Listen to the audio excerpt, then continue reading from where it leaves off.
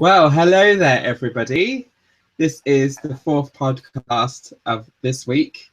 Eurovision was on last night. Results, because we were a bit surprised by the results, which we'll go into. So in today's discussion, we're basically going to discuss the whole sort of Eurovision results and take it from there, really. So, Andre, what did you think? Yeah. Hello, everyone. I'm here as well. I never thought, I honestly don't know if I ever thought I would ever say Portugal is our Eurovision champion. It just seemed like it was never going to happen. But I'm glad they won. It was a beautiful song, performed amazingly. And I think something that's also worth to be noted is it was done without a single word in English. And these are two people that speak English very well because they spent part of their middle and high school years in the U.S. So they're completely fluent and great in English. But they did it completely in Portuguese, which is fantastic, I think. It's only our third non-English winner since 1998 when the televote became a thing, the televoting era of Eurovision, and our first completely non-English song since 2007. So I think that's worth noting. That's my biggest takeaway and biggest happiest point from that for me. What about you, Dan? Yeah, I'm really happy for Portugal. I mean, they've been waiting over 50 years since they first started in Eurovision to actually get a victory. I think it was well deserved. Like I said earlier in the week, when I watched his performance in the semi-final, I was brought to tears. And the same thing happened when I watched it last night. I think there's just something in the musicality of the song, not so much the lyrics, but the musicality itself. It brings so many emotions to the forefront. And when there was like people cheering all around him on the satellite stage, it was just so lovely to see. And I'm just so glad that he won. Yeah. I think we can expect to see a lot more national languages next year. Because if you think about it, Hungary and Italy were both also no English at all, and they were both top 10 as well. France was half English, half French. That ended up in the 12th position. Belarus qualified for the first time since 2014 and finished mid-table with a song completely in Belarusian. The only non-English song that really stunk it up was Spain, and that's because Spain had a terrible song. Well, I think to be honest with you, it's really good that songs that are not in English are doing well, and I think it's good for the future of the contest as well. Yes. Cool. So here is the grand final results, all of the scoreboard after last night. And as you can see, Portugal have set a brand new record. They've got 758 points. And then, yeah, Bulgaria second, Moldova third. What did you think of the entire, Andre? I think it's, I started noticing this as they were going through the televoting points. All the points this year seem to be really clumped up. So all the top go-getters got all the points, and everyone else just got a couple of scraps. I feel like last year it was the point distribution. The last few years, I would say the point distribution was a bit more spread. Whereas this one, it seemed that Portugal and Bulgaria really sucked up a lot of those from both juries and televoting. And then a lot of the rest of the songs that cracked 3 digits sucked up points from either the juries or the televote, while not getting much from the other side. Like Australia only got 5 or something ridiculously low. 2. They got points. 2 points from the televote. If they still finish in the top 10 because the jury gave them 171. So, yeah, it's just all the points seem to be super concentrated this year. What do you think? The thing is as well, because I was thinking initially, like last night, I was thinking the reason why that's happened, why the points distribution has been so like not as spread out this year, is because Portugal has soaked up all of the points. But actually, when you think about it logically, that doesn't make any sense, because even if Portugal got 12 points from every single country participating, where are all the other points being put? And I think it shows that essentially this year, the Europe had 10 favourites pretty much, and they all sailed up in the high in the points, and all the others kind of just, you know, was by the wayside really. So yeah, I guess Europe must have thought, you know what, there's a lot of not as good songs this year, so we're going to be voting for these top 10 or the, you know, these particular songs, and they obviously got all of the points over the others. Pretty much, yeah. Just sucks them all up. It's just, yeah, it's kind of crazy. One thing I forgot to make a slide for, but I do want to make sure we discuss and touch on, is Israel, and what their longtime spokesman said, to the surprise of everyone last night, about how the Israeli Broadcasting Authority, IBA, is apparently shutting down. And they have been the sponsoring broadcaster for Israel's entry since they debuted in 71, 72, something around the time. And, you know, that includes 3 victories, 78, 79, and 98.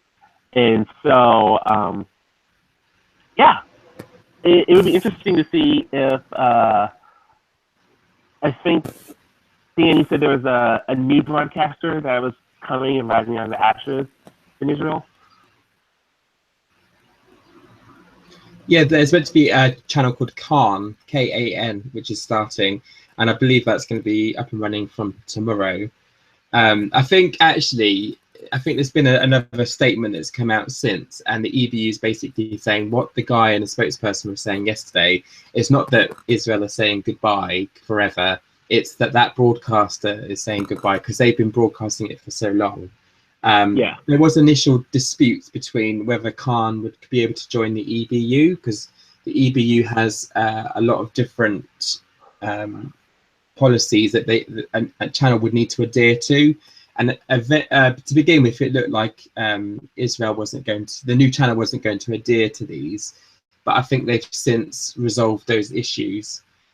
And I think we'll probably still be seeing Israel next year as well.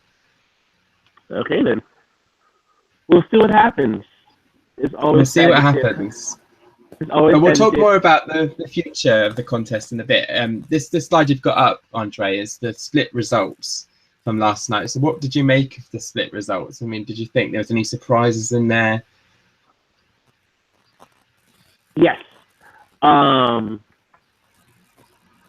Well, we kind of already talked about Australia and why and just how disparate that difference was. I think one of my biggest shocks from last night was how poorly Armenia did.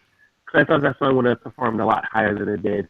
Same thing with Azerbaijan. I thought both of them would have performed better. And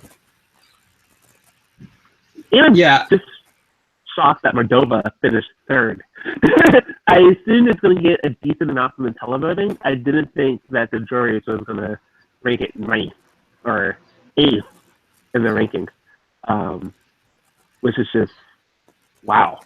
Highest placing ever for Portugal, Bulgaria, and Moldova, by the way. So that's worth noting as well. I think for me, the jury's voting Moldova and Norway.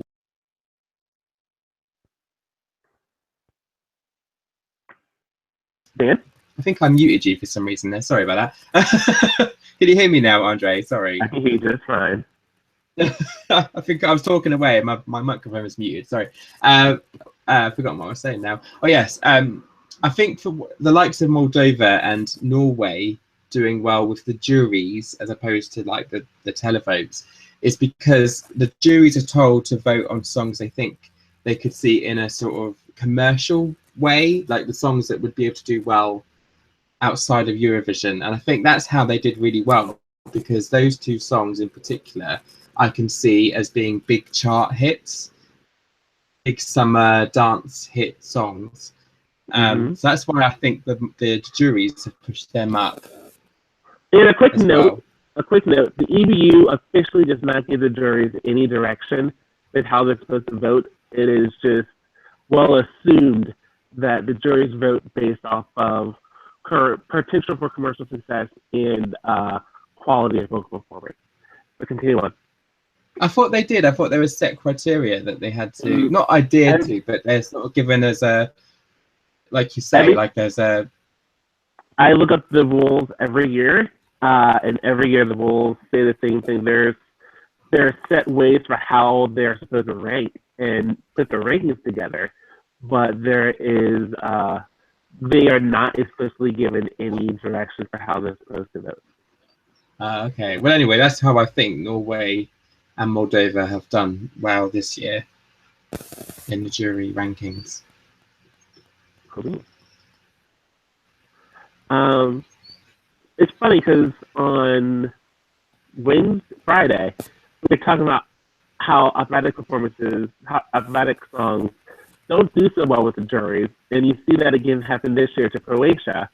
The juries just kind of eased it. And it's the televoting that stayed the post in the semifinal and in the final. So I thought that was an interesting thing to note. Yeah, we did think that the operatic songs wouldn't do so well with the juries, and yeah, it's been proved right again this year. What was surprising to me, though, I say it's surprising. I don't know, it probably isn't surprising to many people, but Ukraine doing so badly this year, because I kind of thought it's the only rock song in the contest. Ukraine normally get, I'm not talking about the juries, I'm talking more like televotes. Ukraine tends to get a lot of ex-Soviet countries voting for them. They're also the host country, and yet they only got a total of 24 points overall in the televote. I thought that was very strange. Yeah. And also Armenia, that can apply to as well, 21 points in the televote.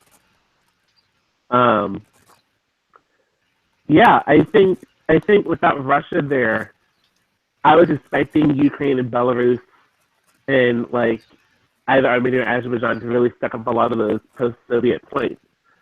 But what happened is a lot of them ended up going to Portugal and Bulgaria instead, which is just really interesting. So remember, so this is the third time. So not counting Marcus Radushka, who is, even though it's played by a man, the character, the drag queen, is still considered a woman. So every time a man has been sent from Ukraine, the country always does terribly. It happened when they beat in 2003. They got like 22nd or 23rd place. It happened when they hosted in 2005. They got about the same position. Or I think they got around 18th or 20th. They hosted in 2005, and now they sent men again and got third from last. So I don't know what it is, but apparently Ukrainian men just can't hoist the flag. Plus, that giant head was just creepy. So I think it's safe to say then that Ukraine will probably send another solo female next year. With a big voice. Oh yes. So anyway, other results in there that you think are a bit surprising? I'm happy France did really well with the televote. I'm a little surprised the jury's going to rate France higher. I'm just going to chalk it up to maybe not a great performance on Friday. But I think as of late, the French have gotten a bit hope, like they started losing hope around Eurovision. And I think last year's top 10 finish kind of helped them. And the fact that they were able to kind of not completely drop this year and stay finish it. 12 is a respectable finish. And so I think it's great that they are making songs that have a better appeal to the public. Because I think jury votes will come. Yeah, I think they're going for a lot more of a modern commercial sound, which is working for them. I didn't have France as being sort of up there as being top 10 finish really for them, but I'm really happy that they have done it because it kind of maybe inspire more next year to do the same. Like I'm thinking the likes of Spain could do something a lot more current. I mean, Do It For Your Lover, yeah, you do hear it, a similar thing on the radio, but I'm thinking a lot more, a bit more sort of up to date rather than the sort of Californian, we've seen it a million times before kind of song, yeah. Yeah, well, I mean, it's not just the fact that it's like this generic California song, but it was a poorly done California song. It was lazily written. His performance wasn't there. I mean, it was awful singing yesterday. Yeah, his voice cracked during this song, and his song doesn't have that much like vocal performance to it. So, yeah, that is an issue. Let's analyze why Spain got last. But also, it's just, I don't think it was staged as well as it could have been either. I mean, you have a song that's about the beach. And so it's cool to see like the background has a surfboard and like the setting sun and palm trees. But I mean, it's Spain. They have the money to get like a tray or stand to put on there. And they literally could have been at the beach. Having this song like, or maybe like around like a fire, having like a little camp-out fire.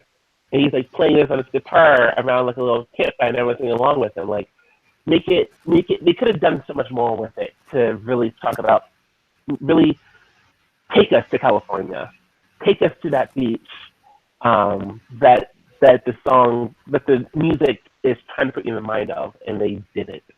And so I think Spain deserves that last place wholeheartedly.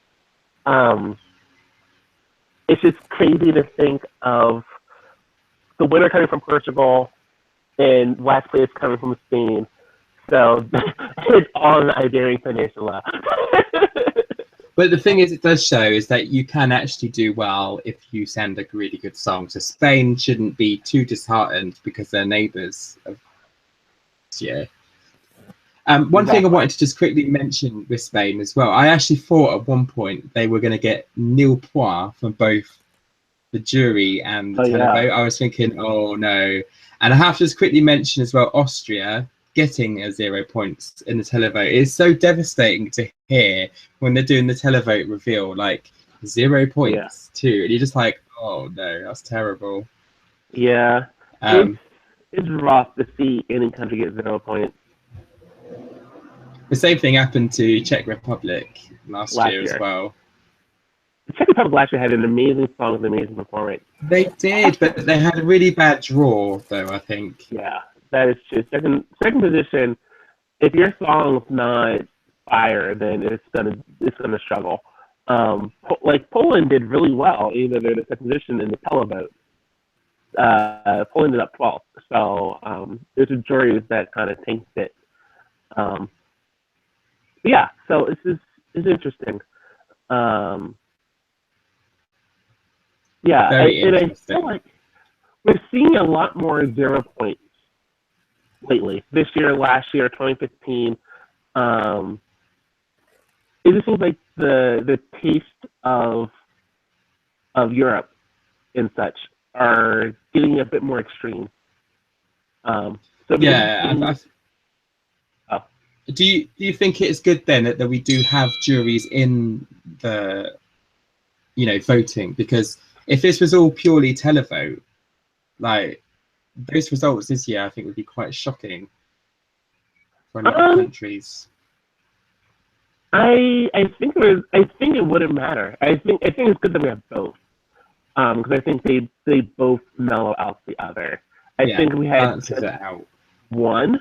Then I think, I mean, you can look at the jury points; they're just as skewed as the televotes are. So it's yeah, I'm glad we have both. I think part of the issue is that the entries seem to be skewing towards a middle, and then you have okay, there's 5 basic types of songs this year. Which country is best in each of those 5 genres, and those are the ones that do well, and then everyone else kind of fights for them for pennies. Whereas years we have a bit more diversity, you'll see more points spread out because then people actually have to really think, you're like, ooh, I like this song, I like that song's so different. So I'm hoping that with a national language song that is pure musicality, like Portugal's was, it drives us back to a year with more diversity. With that said, if we think back to, so 2007, we had a similar situation where a song in a national language that was a really strong ballad, that's a really musical one, and then 2008 was just endless ballad after endless ballad after endless ballad. And I don't think anyone wants that again. As much as I love ballads, we do need a mix. So, I don't know. We'll see. Cool then. So, moving on. Next year, we will... Oh, this is semi-finals. Sorry. I forgot to mention semi-finals. You're just so excited for Lisbon.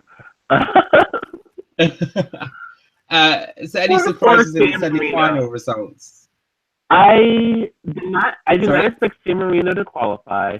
I did expect San Marino to get more than 1 point. That's just unnecessarily awful. Like, really? The juries gave it nothing at all. The jury gave it they didn't see anything in that song that was good. Which is a shame, because, I mean, it's a fun disco song. Yes, it's a bit dated, but it wasn't that bad. I think Macedonia got what they deserved, which sounds really mean, but like they had a really strong song this year that was really popular, and then the artist, she just couldn't really pull it off live. I don't know what it was, but she just couldn't do it. So that's semifinal 2. Semifinal 1, I can't say I'm overly surprised by these results. I think the most surprising thing in semifinal 1 is that the jury didn't like Slovenia more than they did. That's probably the only thing that really shocked me. I think the thing that shocked me more with semi-final 1 was the fact that Latvia were performing last. Like, you think, because normally if you perform last, I mean, yeah, there's been occasions where countries wouldn't get through from that position, but it does give them a bit of a head start in terms of at least a televote result. But they came second to last in that, and it's just like, and also they only got 1 point from the jury. And I just kind of think that's really shocking for Latvia. And I actually really enjoyed that song personally. It's a great song. It's very surprising to see. But Czech Republic, with juries, came top 10, but they came last overall by the televote. So I'm hoping that will inspire them to come back again next year. Yeah, it's pretty much just a weaker version of last year's song. Like, it's a pretty song about seeing someone that inspired you, except this time it was a bit less dynamic, and it was staged poorly, because they gave her like a piece of copper to wear as opposed to clothes. So it's gonna be interesting to see who wins Bumper Decks this year. Oh yeah, that's true. Yeah. Other surprises? Shocks?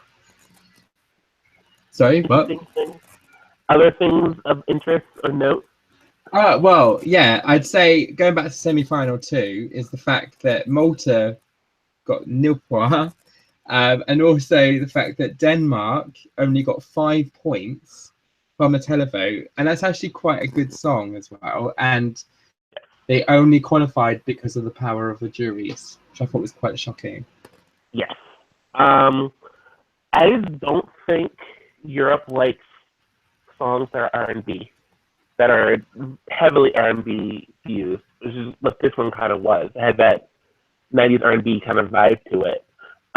It makes me think, I remember watching it and immediately liking it at DMGP, but immediately thinking and being reminded of Show Me Where You Are. And Where I Am, fun times. Show Me Where You Are from 2002, which was, Denmark had just won, and then they got second place, and then they go to Tallinn, they have Show Me Where You Are, or Show Me Who You Are, which is, again, a very kind of 90s R&B-ish type sound to it, and got last place and then relegated the following year. And I think I guess it's just a genre that doesn't speak to Europeans. But it's also interesting to see that both songs that had rap in them did pretty well. Yeah, Hungary still came top 10 with the juries. Yeah. But I feel like the rap in Hungary song was another tool to get the point across, whereas Romania, it felt more like a gimmick, like, let's have rap and yodeling. But again, Romania gave, as much as I don't like that song, the performance was really strong. The two of them have some pretty good chemistry, and they had so much fun and so much energy. So I think compared to like I love Ireland songs. That was probably my second or third favorite song this year. But the performance and staging were both not great. As much as I dislike Romania, it had good staging, had a great performance, and it qualified. So there you go.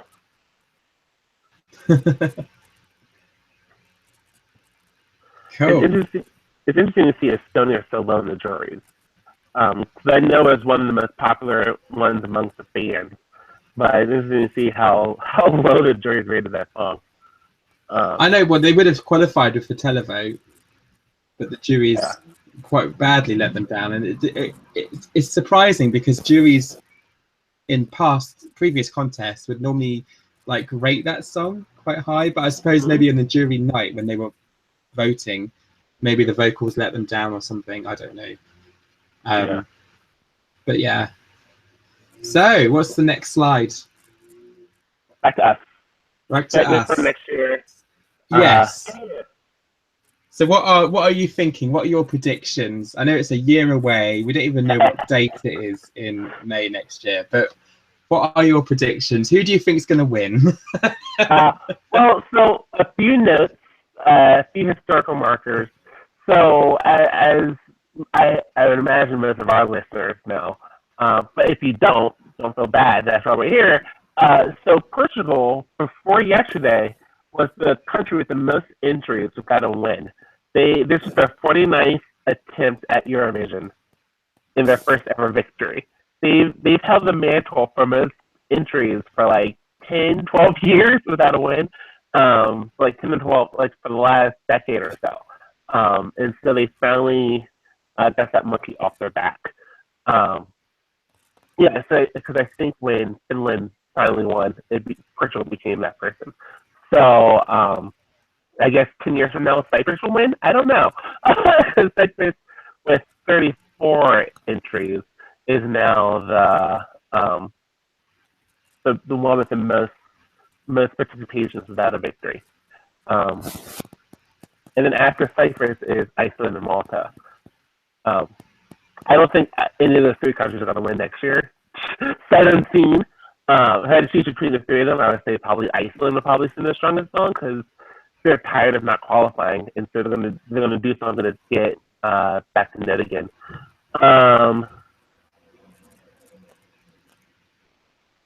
I think I would not be surprised if a Big Five country won or challenged for the crown next year. Cool. Well, I am thinking that next year a lot of countries are going to try not replicate the sound, but I hope that they're going to try and look for something a bit more authentic next year, and not the kind of cliched pop that we see from like Romania. Even though it did really well for Romania, but I do think hopefully we'll see a lot more genuine music shining through next year. And I think it also goes to show as well is that no matter what country you are, I mean, you could be even San Marino and you could still send a similar song to Amar Pelos Torres, I think is how you say it, and you could still potentially win the contest. So I think that's a good positive to take away from this year. Yeah.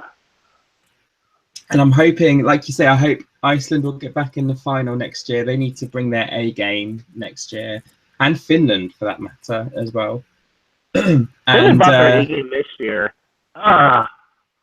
They did. They should have. A Bit devastating to see they didn't qualify, because again, that's a really good song with some really good musicality. I don't really know why the juries let that one down, to be quite. But anyway, I'm also personally hoping that the UK, like where I'm from, will hopefully send something a bit more better. Maybe we could do the similar things like what. Maybe we could do something similar to what Norway did this year, and just send something that you'd hear on the radio. Like, it doesn't have to be like the biggest vocal ambitious song, but just something that is modern, fresh, and see how that does in the contest. Well, that's the thing. I think they did that last year and this year. I think they finally said it. Really?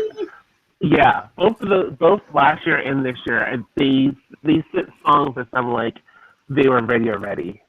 I have to disagree. I'm sorry. I don't. Of course you disagree because you're British, but for those of us who aren't from the UK, we actually like your entries, and so and I could totally see both songs, particularly this one, doing well on the radio in the US. Yeah, but it won't know. That's the thing. It won't. Because they don't release it. That is actually going to be doing something well on the radio. Like, I was thinking the other day, I don't know if you've heard of him, JP Cooper. Nope. He's done some good songs over in the UK, like on the radio. I think he did a song called September Song.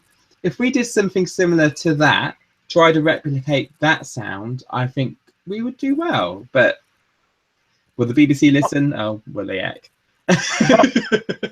If only one of us had made an article about what the UK could do to help them win. Oh wait, one of us did. Check out my Big Five series on Eurovision Obsession at WordPress.com.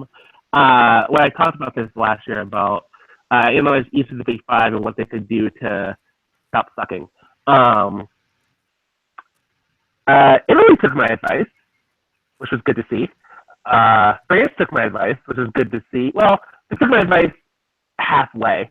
To an extent, I feel like the UK did, because they said something that sounded a bit more genuine and was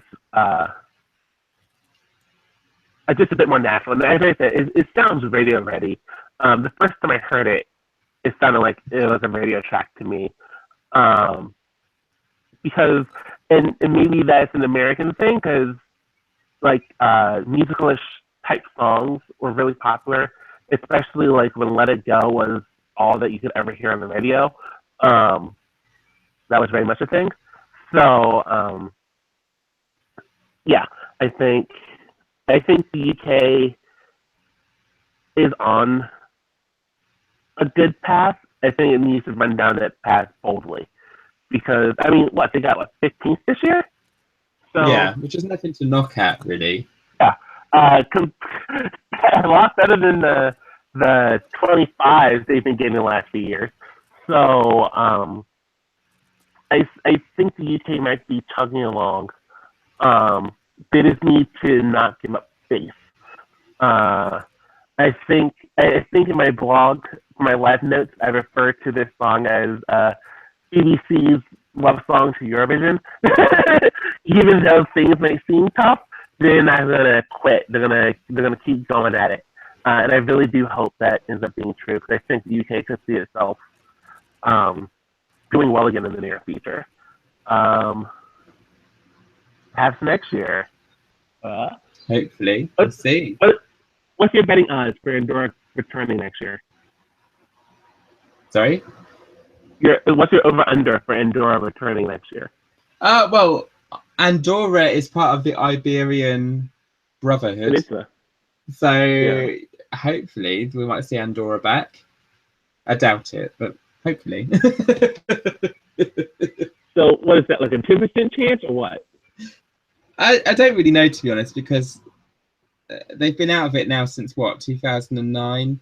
And they have blamed it on financial problems more than anything. But, I mean, if there was any part of them that kind of thought, oh, well, we're part of the Iberian, you know, we're not going to be able to do well, I think, well, this year's smothered that, to be quite honest. So hopefully they might reconsider. I might come back next year. Who knows? Yeah. I know at one point, apparently San Marino was trying to talk to them about doing like a joint entry or something, and it never went anywhere. But if money is an issue, I think they could team up or something. Possibly. There's a lot to look forward to. Yes. So, I think, have you got anything else to talk about, Andre? Next year, Lisbon. And stay tuned to the site for more Eurovision coverage. Wrapping up 2017, so the next 7 to 10 days. And then looking ahead and looking back. It's going I love history and I love introducing folks to this contest. So there will be another playlist series this summer, as well as some other things that are in the works. Cool. Well, thank you for joining us this evening, and we hope you enjoyed Eurovision. And yeah, we'll see you soon. Only 11 and a half months to go. Only 11 and a half months to go. All right, it's a goodbye from me. Bye.